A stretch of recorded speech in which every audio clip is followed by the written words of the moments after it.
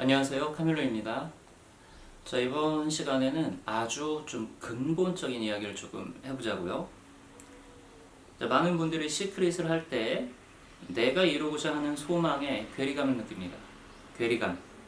중요하죠. 이게 어떻게 된 거냐면 심상화를 하거나 뭐 확언을 하거나 그런 이 창조 작업을 진행하려고만 하면은 이제 여러 가지 마음의 소리들이 떠오르게 됩니다. 예를 들어 볼게요. 뭐 내가 과연 될까? 할 수 있을까?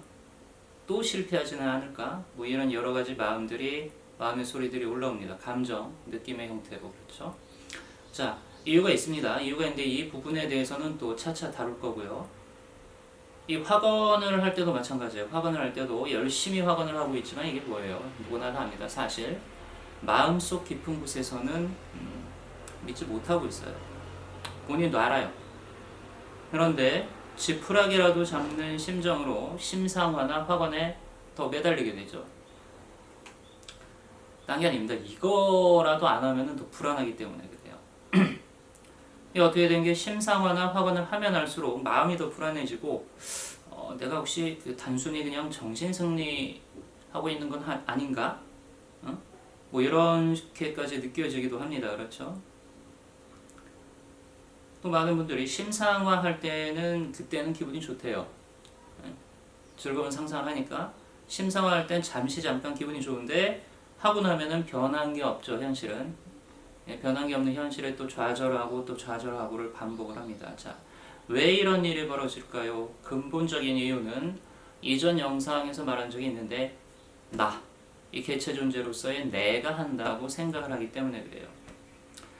시크릿을 비롯한 이 창조 영성들이 세상에 알려지고 전 세계 사람들한테 알려졌지만 뭡니까? 사실상 가장 중요한 부분들에 대해서는 이게 결과적 진술로만 이렇게 전해졌어요. 그러니까 이렇게 해라, 뭐 저렇게 해라, 이렇게 하면 된다, 저렇게 하면 된다라는 식이죠. 그러나 근본적으로 왜 그래야 하는지에 대한 이해조차 없어요. 이해조차 없이 도깨비 방망이처럼 대중들에게 인식되고 말았습니다. 슬픈 일이죠. 자, 그러면서 뭡니까? 시크릿의 희생자들이 이제 발생하기 시작한 거죠.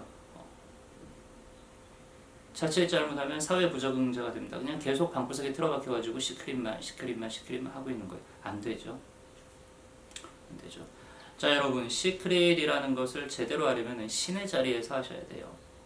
인간의 자리에서 하면 소용이 없거나 역효과가 나게 됩니다. 많은 경우에. 자, 신의 자리.